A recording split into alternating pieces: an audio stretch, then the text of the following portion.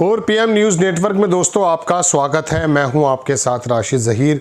बड़ी खबर अमेरिका की तरफ से ये है कि अमेरिका ने जब ये देखा कि ईरान ने उसके प्रपोज़ल का जवाब जो दिया है वो बिल्कुल ऐसा दिया जैसे कि टिट फॉर टैट, यानी कि जैसे को तैसा।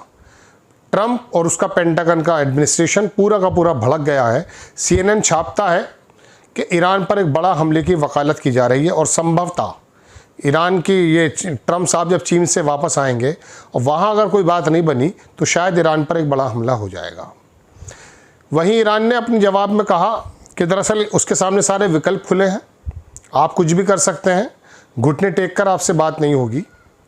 और सबसे बड़ा जवाब जो ईरान की तरफ से आया है, जो उनके पार्लियामेंट की पॉलिसीज़ को बनाने वाले प्रवक्ता हैं, उनका जवाब आया है कि अगर हमारे पर इस प्रकार का हमला होता है तो हमारे सामने एक ऑप्शन ये भी है कि हमने यूरेनियम जो उनका इनरिचमेंट है 60%, वो 90% तक जा सकता है। 60 से 90% ले जाने का मतलब है न्यूक्लियर बम का बन जाना। 60% में ही समय लगता है दोस्तों, 60 के बाद 90 तक पहुंचना बहुत आसान और बहुत कम स्टेजेस का काम रह जाता है। ईरान ने अभी तक जिस पर इल्ज़ाम ये लगते हैं कि साहब वो यूरेनियम इनरिच कर रहा है, लिहाजा वो जो है बना लेगा, कोई बड़ा ऐसा हमला कर देगा जो इसराइल के वजूद को ख़त्म कर देगा, ईरान ने हमेशा इसको इनकार किया है। लेकिन ईरान पर जिस प्रकार की ये पाबंदियां लगाई जा रही हैं, उससे उसके पास इसके अलावा कोई विकल्प नहीं बचता कि वो दुनिया के सामने ये बताए कि जिस तरह से उत्तरी कोरिया बम बना करके महफूज हो गया है, ईरान भी इसी तरह से महफूज हो जाए। तो ये बड़ी खबर है ईरान की तरफ से पहली बार आधिकारिक रूप से कि वो अपने न्यूक्लियर बम की तरफ जो है 90% तक इनरिचमेंट कर सकते हैं। और भी इसके अलावा कुछ और खबरें दोस्तों मैं आपको बताता हूँ, धीरे धीरे आप मेरे साथ कुछ देर बने रहिए। मैं एक एक करके बताता हूँ कि एक्चुअली उस रीजन में चल क्या रहा है और चाइना के दौरे में जाने से पहले ट्रंप को किस प्रकार की हार का सामना करना पड़ रहा है।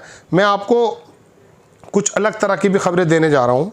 एक खबर मैं आपको दिखाता हूँ दोस्तों, वो ये है कि जो कुर्दिश हैं ईरान के अंदर, उनके बारे में ट्रंप ने एक बात कही है। उन्होंने कहा वो पैसा लेकर के बड़ा ज़बरदस्त हमला करते हैं, लेकिन उनको पैसा ही पैसा चाहिए, टेक टेक टेक। 3 बार उन्होंने टेक टेक कहा। इसका मतलब यह है कि दुनिया का सबसे बड़ी ताकतवर मुल्क का सबसे ताकतवर व्यक्ति ईरान की रिजीम को चेंज करने के लिए वहाँ के जो आतंकवादी टाइप के लोग हैं उनको वेपन्स देने की बात कर रहा है, पैसे देने की बात कर रहा है। ट्रंप ने कहा कि कुर्दिश ग्रुप जो हैं फाइट लड़ते हैं, लेकिन जब वो उनको पैसा मिलता है तब। आगे उन्होंने कहा कि ये तमाम चीज़ ज्वाइन किया कि कैंपेन को उसको जो है, मतलब इस बात से पोल खुल जाती है। खबर देखें, ट्रंप जो है सीरियसली कंसीडर कर रहा है renewing war on Iran. Washington reportedly wants Islamabad to convey Tehran that this is the last chance. ये लास्ट चांस है ईरान के पास। इस तरह की धमकी वो देते रहते हैं। ये इसराइल का, अमेरिका का एम्बेसडर है जो इसराइल के अंदर है, हकबी। इसने दरअसल ये कहा है कि इसराइल सेंट आयरन डोम सिस्टम यूएई को उन्होंने आयरन डोम सिस्टम दे दिया है, जबकि मैं आपको बता चुका हूं कल या परसों कि हिजबुल्लाह ने उनका एक आयरन डोम भी तबाह कर दिया। ये परसों की खबर है। अब आती है खबर ये कि दोस्तों ये देखें, ट्रंप जो है कंसिडर कर रहा resuming war on Iran as ceasefire nears collapse. CNN की खबर है कि ट्रंप इस बात को सोच रहे हैं कि अगर कोलैप्स हो जाती है बातचीत, सीज फायर ख़त्म हो जाता है, तो हम उसके ऊपर हमला कर दें। CNN रिपोर्ट्स करता है US president Donald Trump is increasingly considering restarting large scale attack on Iran after rejecting Tehran latest proposal totally unacceptable and stupid बताया उन्होंने, अनएक्सेप्टेबल बताया। और उन्होंने कहा कि हम इस बारे में ज़्यादा सोच रहे हैं, इंक्रीजिंगली कंसीडर कर रहे हैं इसको ज़्यादा कि हम ईरान पर हमला कर दिया जाए।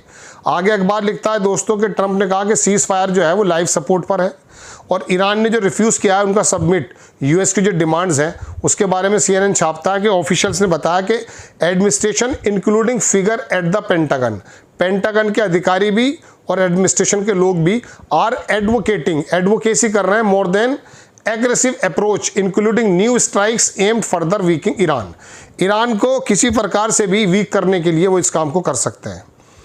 According to CNN no final decision is expected. अभी फाइनल डिसीजन जो है वो एक्सपेक्ट नहीं किया जा रहा before Trump departs from the Beijing on Tuesday. लेकिन ट्रंप का पता कुछ नहीं कि इस वक्त वो बंदा क्या कर डाले। अब देखें ईरान का जवाब, ये तस्वीर भी देखें आप। ये एक स्पोक्स पर्सन है ईरान की जो पार्लियामेंट की जो फॉरेन पॉलिसी है उसके नेशनल सिक्योरिटी कमेटी के, इनका नाम है इब्राहिम राज़ई। इन्होंने क्या कहा है, इन्होंने कहा one of the Iran option, Iran का एक ऑप्शन ये भी है कि इन event of the another attack could be 90% uranium enrichment.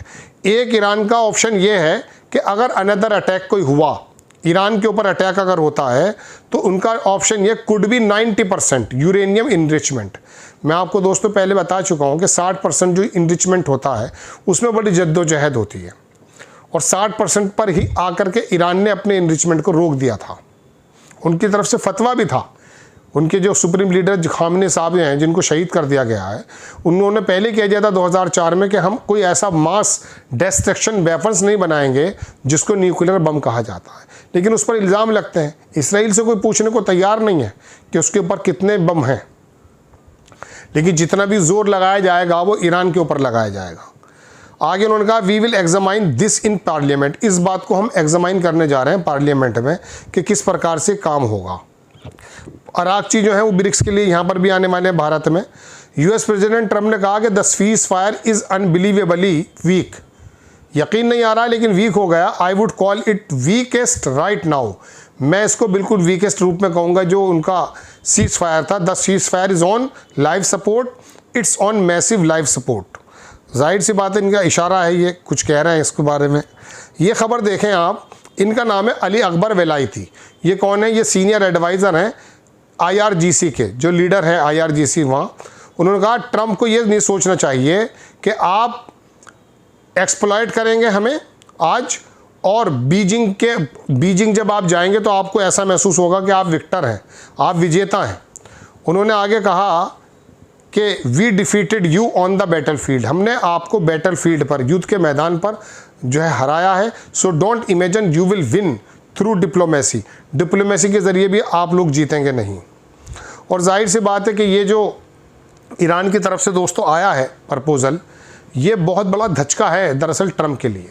Trump ये चाहता था कि चाइना जाने से पहले उसके कंधे ऊंचे हो जाएं, जैसे 2017 में वो गया था और उसने बड़ा फाते के रूप में बात की थी। इस बार ईरान ने उसको झटका उस वक्त दिया है जब वो चीन जाएगा। अब चीन में अगर वो बात करेगा तो जाहिर सी बात है उसके घुटने टिकेंगे। वो शी जिनपिंग से कहेगा कि साहब जरा स्टेट ऑफ हॉर्मस खुलवा दिया जाए। लेकिन मैं आपको बता दूं स्टेट ऑफ हॉर्मस दरअसल ट्रम्प भी नहीं चाहते हैं खुले। वजह उसकी यह है कि उनका ज़्यादा तो लेना देना इधर से है नहीं।